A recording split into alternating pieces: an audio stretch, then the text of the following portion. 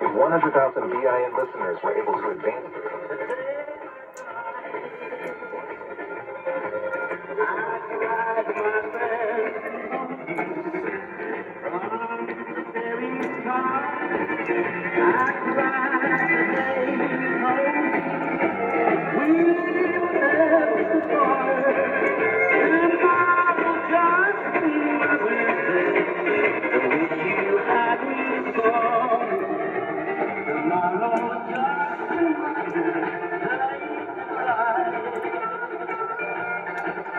Well, he's going to be remembered for his novelty numbers, but he could do a hard country shuffle like that, and certainly his ballads were absolutely incredible. Talking about Taylor, Little Jimmy Dickens, and the anniversary of his birth, the 19th of December back in 1920, was born out of both West Virginia.